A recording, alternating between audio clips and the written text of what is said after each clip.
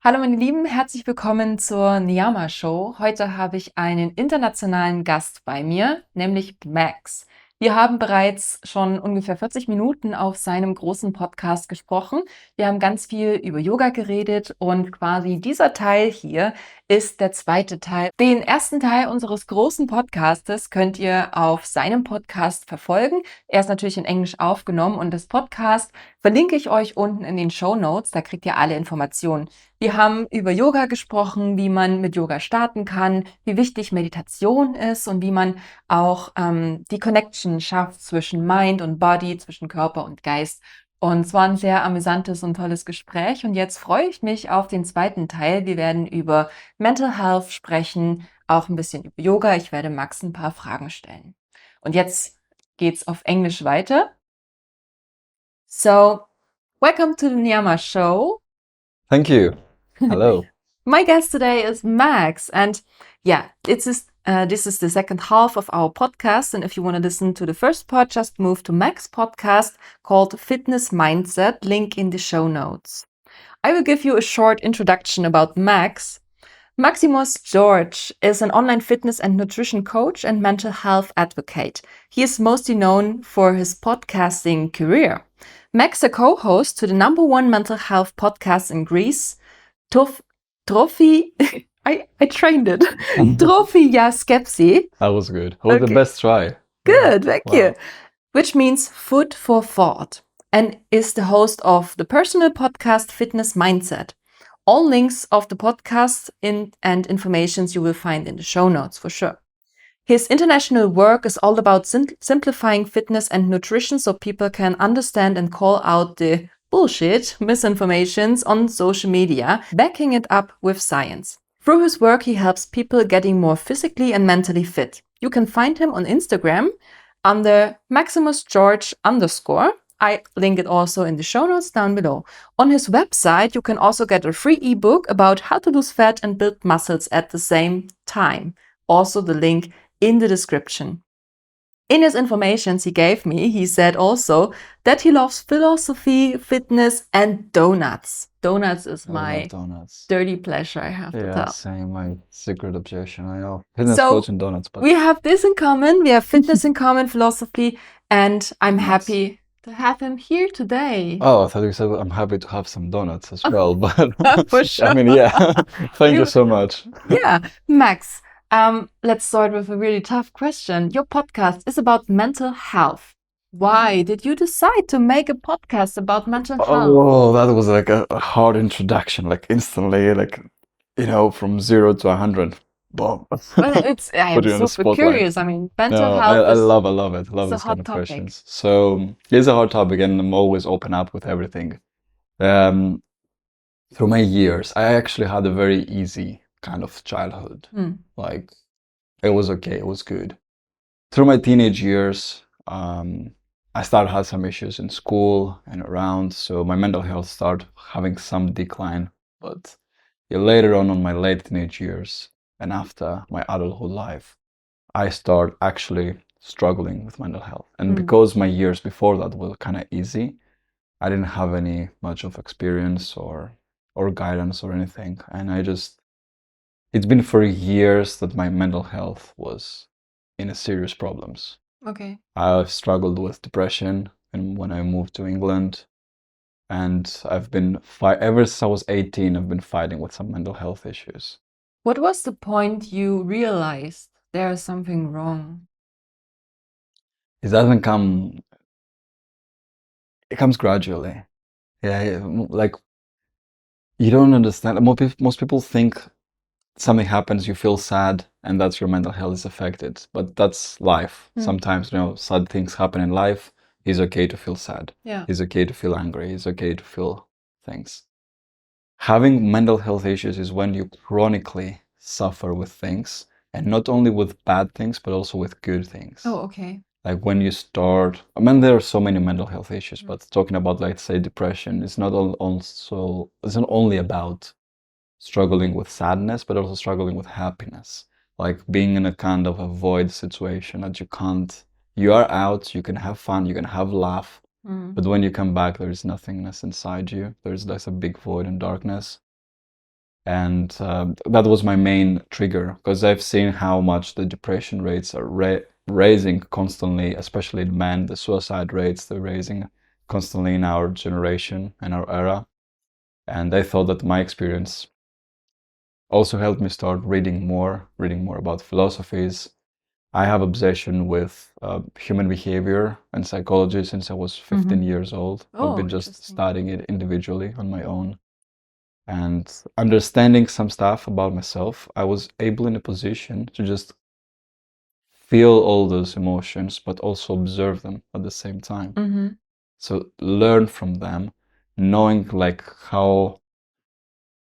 what a decline I am, but also I know how to get out of this. But I struggle with action. I know that my life is not where I want it to be right now, but you did not know how to change it? You know how to change it, but you don't do it. You can't do and it. I feel like that's a state like so many people are in our era, because we live in the world of information. Like the information is infinite. You want to lose weight, you want to start your own business, you want to change the circumstances in your life. You know how to do it. Just Google it. Ask ChatGPT, ask some people. There's so many influencers, some of them good, or so many like people who preach out their ways to do things. Why don't you do them? And that was a trigger point. I want to start a podcast to help people on the whys, to help people find some purpose and fight these mental health conditions that we go through. Wow. When did you start with the podcast? It was 2020. Yeah. January 2020. I think that's a really... It was a fun story how it started as well. A funny story? I want to hear it. I met a guy, and I met this guy in his birthday party, but I've been there uninvited. Oh, how did you end up on an uninvited birthday party? I was in uni there and walking with some friends back, and I was riding my bike back, and I saw some friends on the way, and they told me, "Oh, we're going to this party in the house." It's England, like parties, you go there uninvited is easily. So we're just going to this party. This guy has a birthday, and he's doing a house party. We want to join us. I'm like, yeah, I'm just gonna join you for a while. So I'm going there. I say, "Hi, I'm Max. Happy birthday. You don't know me, but I just came to your party." And this guy is my co-host in the podcast. Because when he got me to his room to leave my coat, I saw a microphone and I asked him, "Do you do podcasting?" He's like, "No, I'm just singing." And a few weeks later, we had a conversation and we decided, and he actually asked me like, "Do you want to start a podcast?" I'm like, "Yeah, sure, let's do it." Where the first idea to do it with the mental health, the whole... He was doing in psychology. He was like in psychology, mental health, and social dynamics back then. So you mix like psychology and fitness and... Not in Trofi, Skepsi, the Food for Thought podcast, Trofi, Skepsi, there's only mental health. Only mental health. Self-development and mental health. Oh, that's cool. Yeah, but I mix in my work fitness as well. Okay, that's good. Was when you said it started in your teenage age, was your way out of depression your way into fitness? Yeah. That's when you started fitness? It was also the way out of addiction. That's why I want to help people through fitness improve their mental health. Okay. Because I was like partying, drinking way too much alcohol for my age, doing some like light drugs back then. Would you say you would like to numb your feelings or so? Maybe, yeah. Like to some extent, consciously and subconsciously, that's probably what's most people use those substances for. Yeah. This brings me to my next question, actually. Do you believe or say, can physical fitness serve as a key factor in managing and preventing these mental health issues, 100%. such as depression and anxiety? 100%.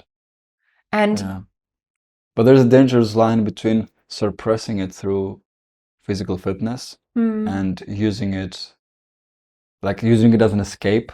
That's what I discussed with Atlas actually in our mental health That's podcast. Interesting. Yeah, if you're interested, listeners, link it down below. And it was the question that you can overtrain and just like numb also the feelings, like an addiction. But how do you manage that? So what would you say? What is the entry? Should you start with fitness?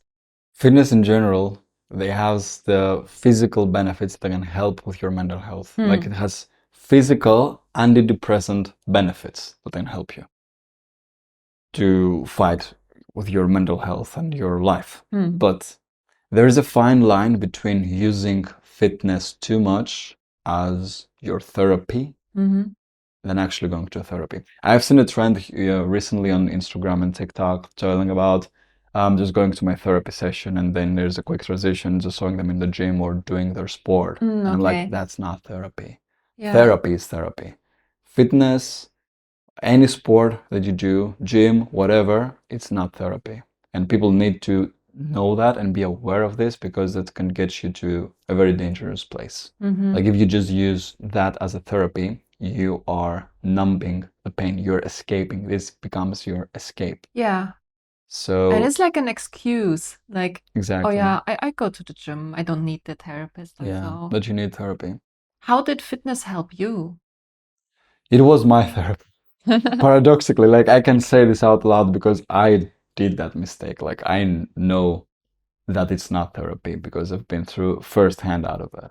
Like it helped me in my darkest moments. But if I didn't do the internal work, if I didn't work with some people on my mental health, and searching my insides and my how this thing here works and why is things happening. So if I never go through that process, fitness would only be what it was at the beginning for me, just to escape. So it's nice to use it as your antidepressant. It's nice to use it as something beautiful and aid your mental health, make you feel better, and have an act of self-love, because fitness is also like an act of self-love, of taking care of yourself, of taking some time out just for yourself. It's very good to use them as that, but not as your therapy. Like you also need to do the internal work. What would you say as expert and as a fitness instructor and coach? How can I start with fitness when I feel, okay, I have mental health issues. I am aware that this is not my therapy, but also you have these studies that fitness improves your well-being, your body. What is that? What helps you exactly when you work out? From physiological perspective is the high levels of serotonin that you get after a workout. I would say from more mental perspective, from more psychological perspective, it's boost of self-esteem, boost of self-confidence, sense of achievement that you did something. Like the self-achievement, self-esteem and the achievement is not just because you get the body, you're getting a better, healthier, stronger version of yourself. That you can just wake up in the morning and jump out of your bed and brushing your teeth and watching your body and watch an image that you like. Like people think that that's something very surface and shallow, but it's not. Watching yourself and admiring the version of you that you're watching on the mirror is something very important and something that can affect your mind too much. Would you agree? I read some article about depression, and it's fitness helps you to create order again in your life. Like you have to wake up, you have to go in the gym, you have to build kind of a habit. It helps. It can help. I can see the connection. But also for me, something that is a little bit more important is that fitness, like the body, an aesthetic body, a strong body, a physical fit body is something that is earned. It's not something that can be given. You can't buy that. You can't just happens to have it. No one's woke up with a six-pack and a big biceps and a good stamina and a good balance or anything. You have to work for it. And I think that's how it puts your life in order and how you get most of the psychological benefits, because you also need to take a step down and realize like, okay, I earned that. But that's the sense of achievement, and that's how it helps you put your life in order, that you need to be disciplined and you need to work for it and get it. how can I start with all these? Imagine when you have some mental health issues, you feel insecure, you feel not really self-confident, and then you are like, oh, how can I go to the gym? There are all these super looking people working out, they know what to do, and I have no clue what my body is capable of. How would you say, how can I start? I mean, with my clients as well, we have lots of times discussions like that, especially like with beginners, that they feel a bit intimidated to go to the gym. Yeah. It is, and it is an intimidating place. Like sometimes, when you walk in a free weight room and you see all these massive dudes with their tanks and sweat all around, just or all the women, beautiful women in nice workout clothes, shape. Exactly. And then you just look yourself in the mirror, as we said, and you're just like, oh shit, I'm way out of that. If that's way out of my league, where do I start? Yeah. Well, nothing can actually, that we say, can instantly help them just go. That's the truth. Like, you need to just realize that I'm feeling anxious there. And it's okay to feel anxious there. You can try to just say to yourself, okay, what's more important for me, my anxiety or improving my physical health? But that doesn't help to everyone sometimes. That's kind of a yoga thing. It's same of yoga. I'm not that flexible enough to go to yoga, but it would be good for my body to be more flexible. So I have to do it at the end of the day. Yeah. Then a good advice on that is choose a time that it's not too busy, the gym. Choose a gym that is not too busy gym. It's worth like to invest a couple more dozens of like, okay, let's say 5 or 10 or 15 more euros or pounds, depends. And go to a little bit more private gym if you feel this anxiety, just to help you at the beginning. Okay, that's like good steps.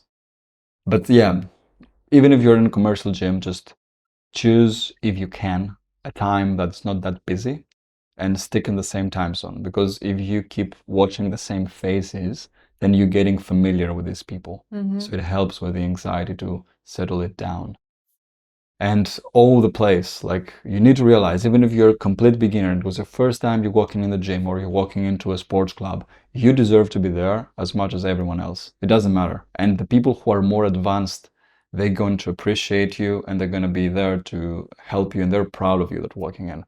Like, unless they're like jerks, most people like me, we are at an advanced spectrum. When I see a beginner doing their first step in the gym, I'm feeling so emotional about this person. I'm so happy to see that that person is going there and trying. It's just do something. It's better than do nothing. Yeah. And anyway, everybody has to start in one point. Exactly. And that's great. But when I can't afford a gym and I want to do a sport, what is the best way? How can I do? Well, if you want to do resistance training, just use your body weight, get some resistance bands. But I would say, back to your other question as well, how some beginner starts. If your life currently is so off from fitness, literally the first and easiest thing that everyone can do, almost, walk. Just walk more. Like, if you're overweight, if you want to improve your physical health and you don't know where to start and feel like going to the gym is a bit hard for me or starting a sport is a bit hard for me, just walk more. Literally, just take a friend and grab a coffee on the go and just walk. Walking is the most underrated, probably, form of exercise and most important. That lacks a lot of in our generation because everything is like we work seated, we drive, we drive everywhere. Exactly. We don't walk. You want to start somewhere in fitness, just start walking more. And now maybe a tough question. How can individuals with disabilities or chronic health conditions utilize fitness as a tool to improve mental health? It depends the disability and the condition, because there are some conditions that almost not allow you at all to do physical exercise. There's always something, though. There's always something that you can find, unless you are like 95, 90 something percent paralyzed, and that's like a very, very small proportion of people and may have this difficulty. But I've seen in the gym in the UK, I've seen so many times people with disabilities on their wheelchairs or with one. Actually, I knew a guy in my gym in the UK that he had only one leg, and he was a very big and strong dude as well. Like there are lots of people with different disabilities that they still go there. Just like I know go out of your bubble and open your eyes for all possibilities. Yeah, and find, especially when the if it comes with an accident later in the life, or if it wasn't something that you're born with, it may something that will help you struggle a lot. And especially if you compare yourself to who you were a few years ago or a few months ago. So if the disability comes into your life, it's hard, but see the future and not the past, you know. You were like that, you're not anymore.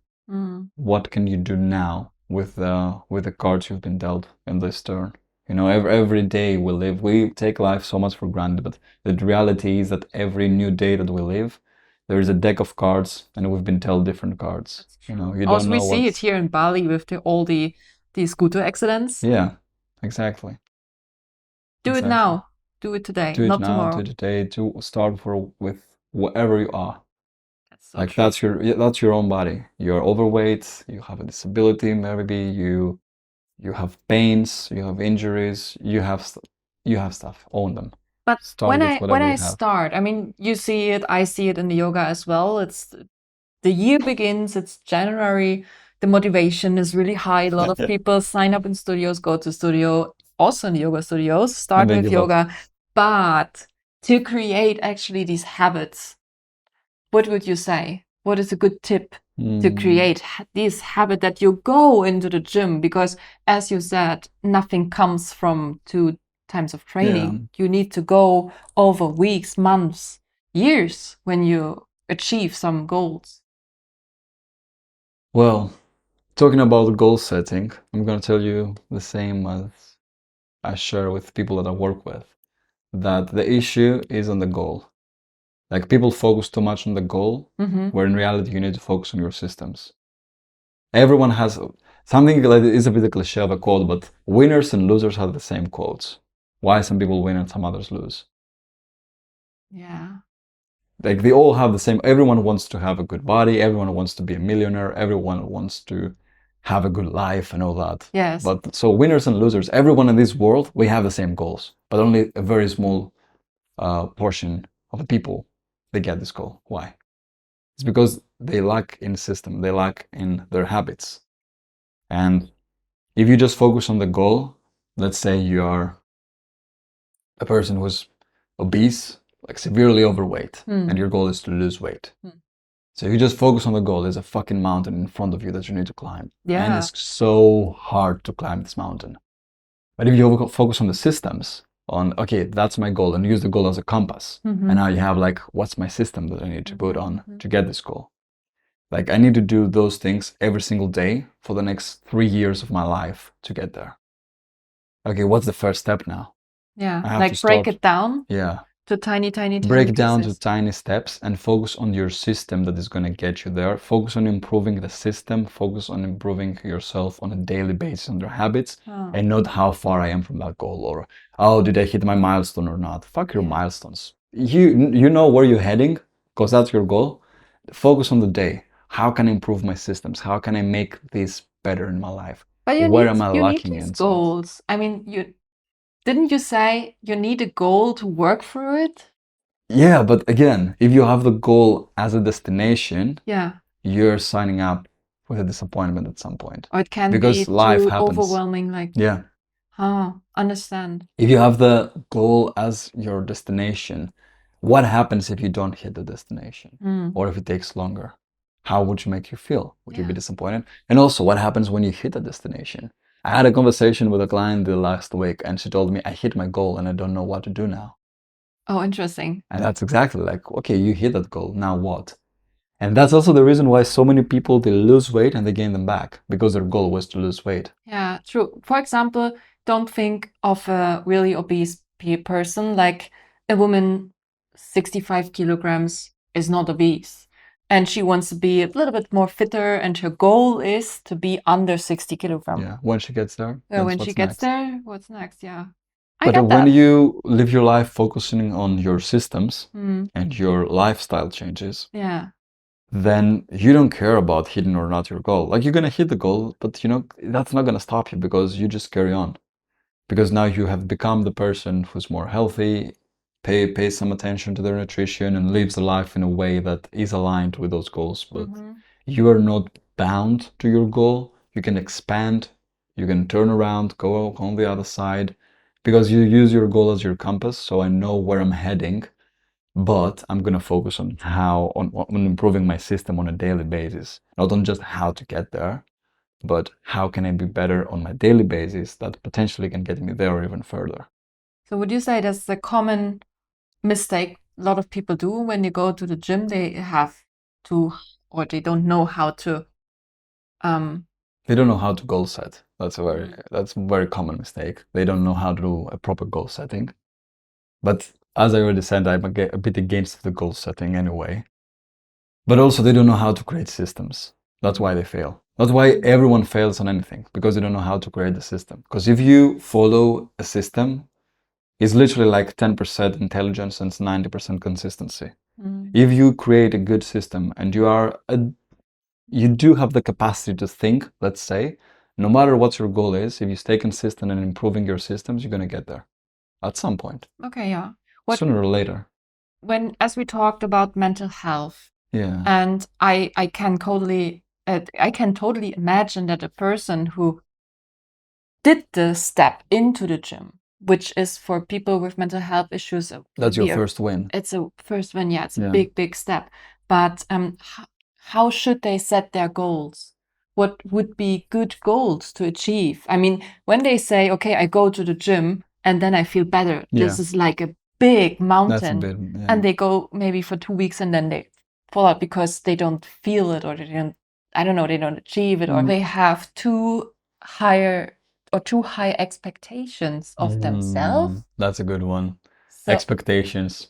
what That's a good one. Like, expectations is literally the root of our misery sometimes in life. And especially in fitness, you see this so often. Like, they expect results way faster, and when they don't get them, they're disappointed. Or they set goals too high. When they don't get it, again, disappointment.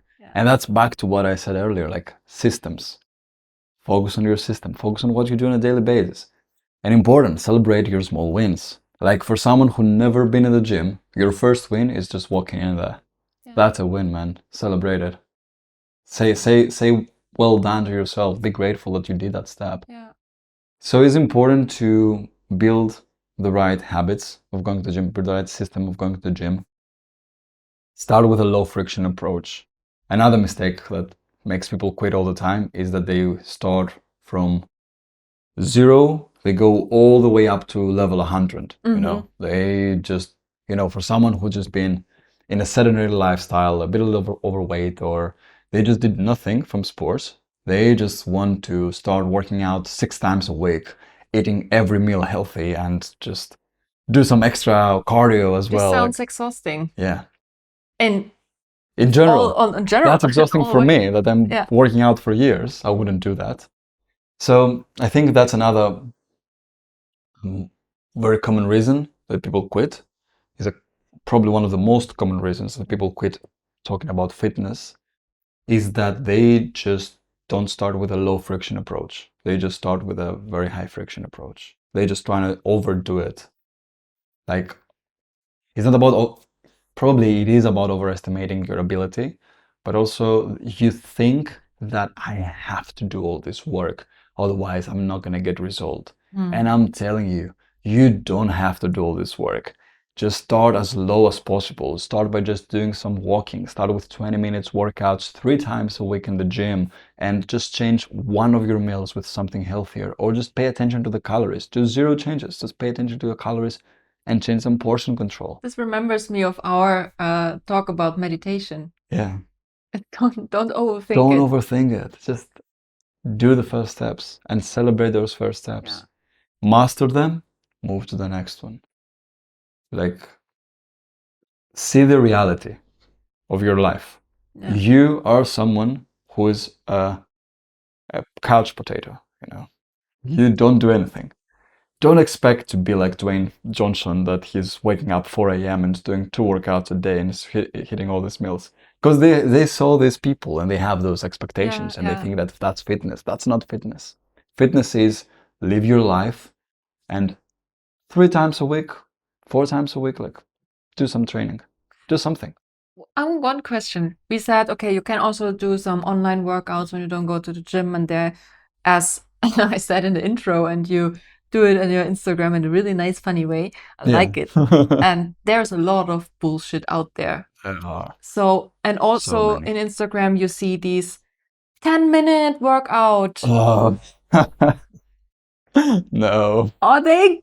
Okay, you said it. Yeah. They don't do anything. Or Well, again, it depends. As we said, like if you're someone who's doing nothing, doing these 10-minute workouts from just sitting on your couch, yeah, it's better.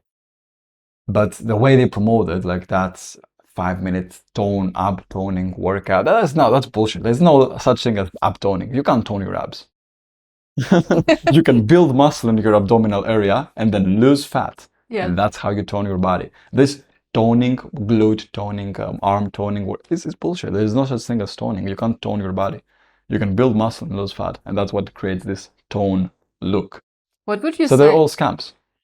Or they're just all lies. But then it feels like the whole internet is full of scams. Yeah. I mean, basically. it is basically. I'm working in the fitness industry, but the reality is that the majority of the fitness people out there, they are not scientifically based what they're saying. Their claims are completely not scientifically based. They have no actual idea about anatomy or how human motion and movement works. Yeah. They are definitely not licensed or registered, or but okay, I'm not talking about registered. They're not even read. They haven't done the research to give some advice. Picture. They build a wrong picture of a workout routine. It's the same in yoga. Yeah. I don't know, when I scroll through Facebook especially, there is this one ad I see, how to do a split in 30 days. Yeah. Just do just do these exercises and then no. And that's another thing, that people projecting too much. The same thing in fitness. Yeah. Just because you did this exercise and you grew your pecs, then they go out, oh, this is the best exercise to grow your pecs. You don't know this, man. True. Most bodies and most people just react differently. It's no one way to get there. Yes. And also all these, if you see these yoga instructors or really flexible people, they do some of them are naturally flexible. They do this for years. Exactly. To do these postures, and they look easy. I mean, I can tell you 3-5 Instagrammers I'm following, they are really fit people and they worked hard for this. There's not, you don't achieve it in a half a year or even 30 days or 14 days.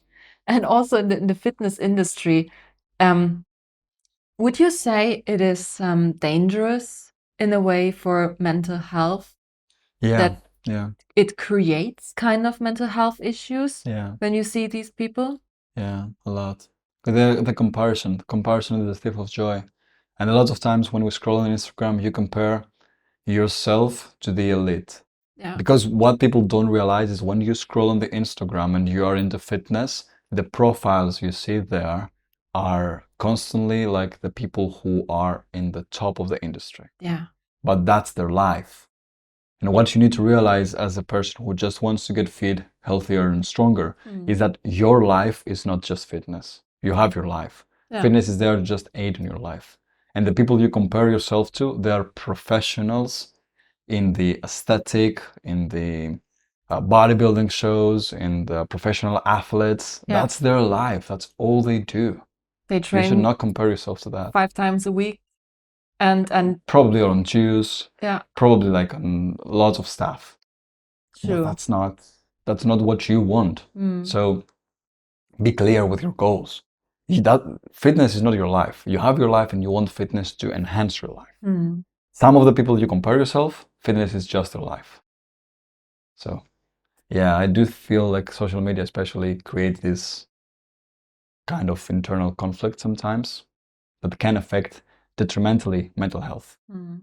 And I've seen this a lot of times, especially in men as well, because the rising of steroids after Instagram created, it's been so rapidly increased.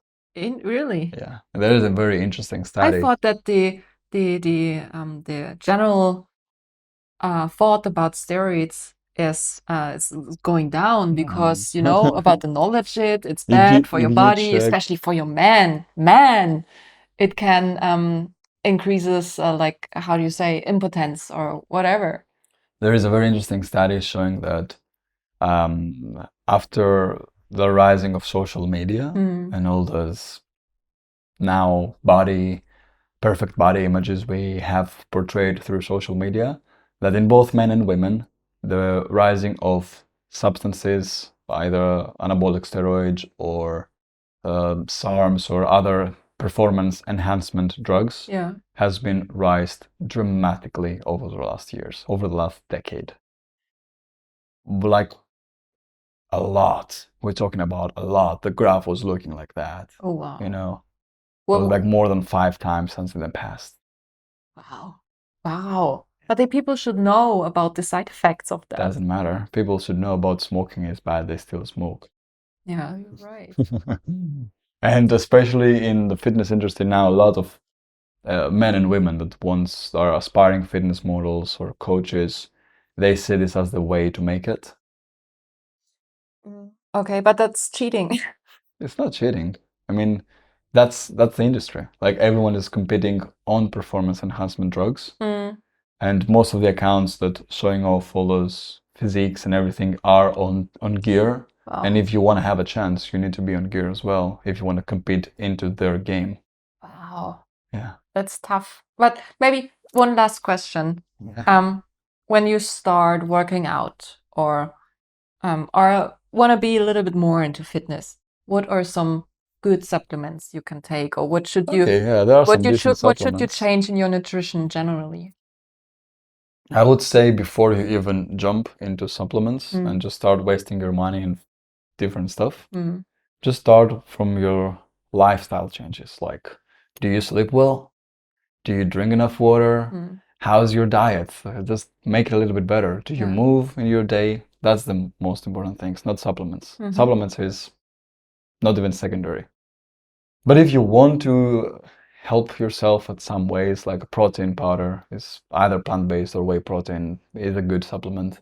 If you can't hit your protein goals, then if your goal is strength, I would say creatine is probably one of the most important supplements.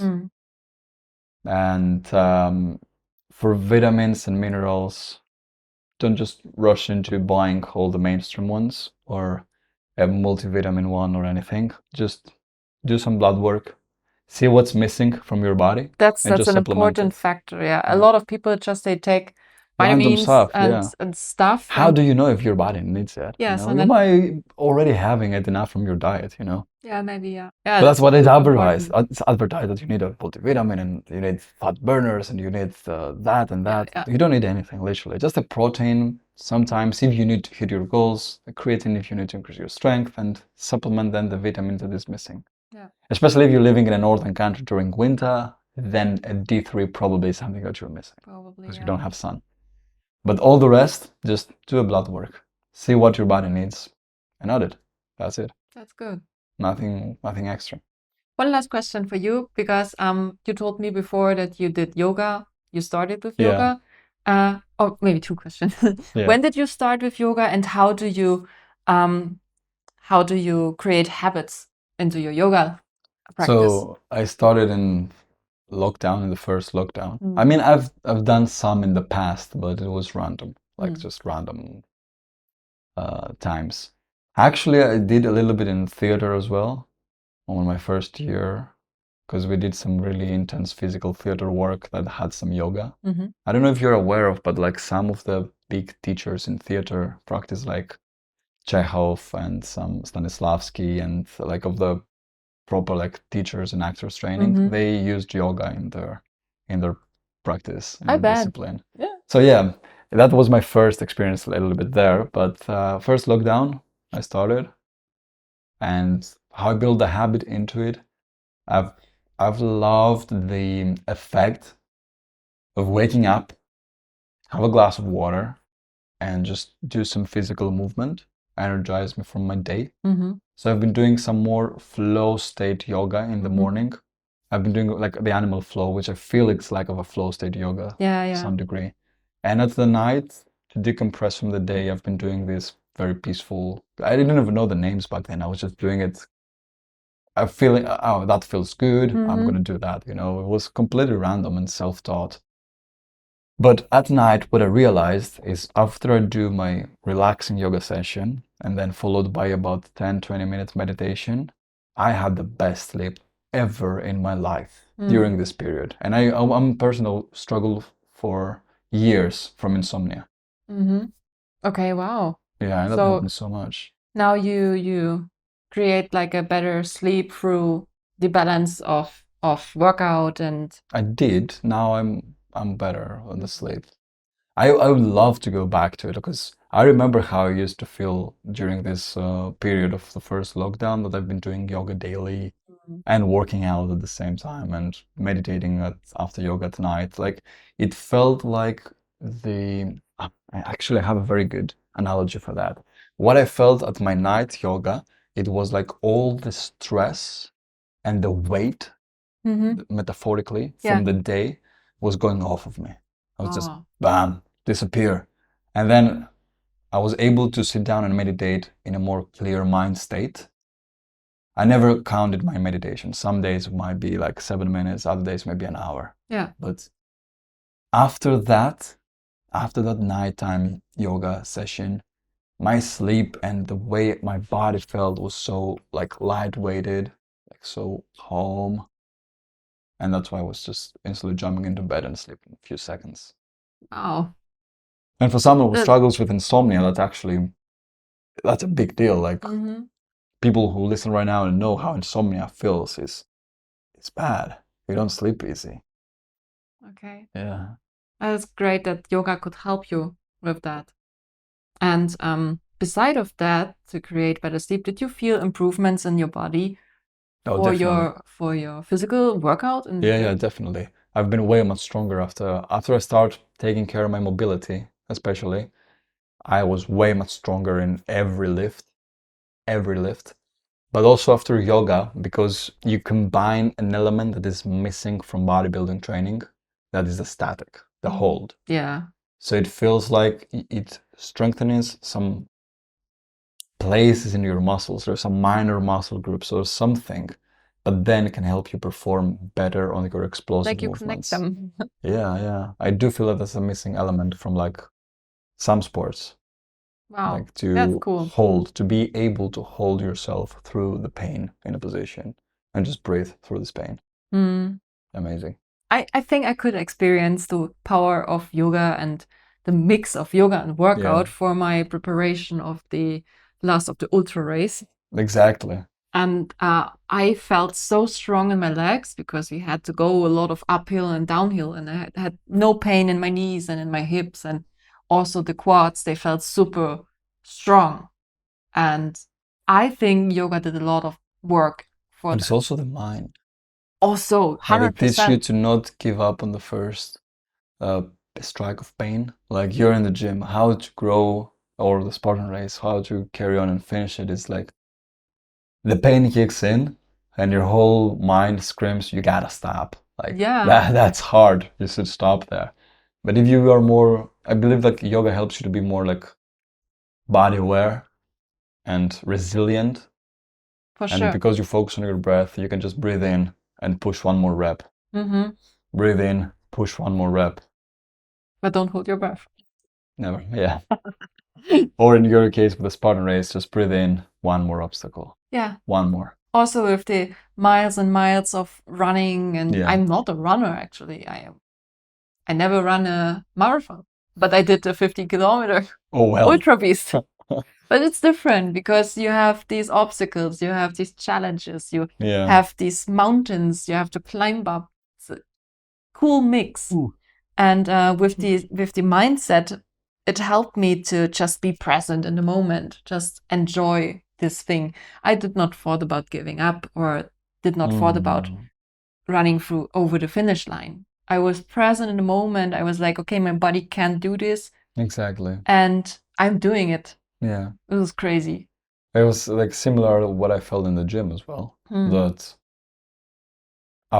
after I started yoga, or started, actually not even yoga, when I because I jumped into the world of meditation and mindfulness way before I tried yoga for the first time.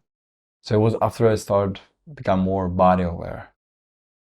I felt like the training became meditative, and I was so focused on its breath, each rep, each session to make it count. Not only from the physical benefits, but also from like, I feel good right now doing that. It clears my head. I agree, totally. Like when you feel the rep, for example, bicep curls, you're in each You're rep. connected with the body to its rep. Yeah, you just breathe in, breathe out, and push. And also, and maybe that's the best experience. You do it a little bit more in the correct way, like no cheating, no doing a little bit of swing or whatever. Like, Max. Absolutely. I think you're in the end of our podcast. Yeah. I thank you so much for your time. Thank you. Appreciate it. I appreciate it. It was really fun. And for the podcast, thank you all listeners to listening that long. All links in the description. And Max, thank you so much. Yeah. What are you going to do today now? So we are in Bali. It's 12:30. Oh, well, I do have work a lot after 3. So if I can sneak a quick workout or just food, that would be perfect. Yeah, food sounds good. And also I got the informations about the donut place from Adam. Oh. So donuts in Donuts it is then, after the podcast. Thanks for listening. Ciao, ciao. Ich freue mich, dass du bis hier zugehört hast und hoffe, dir hat diese Episode gefallen. Ich würde mich freuen, wenn du einen Review auf Apple Podcast geben könntest und auch gerne diese Episode auf Social Media mit der Verlinkung @niyama.show teilst.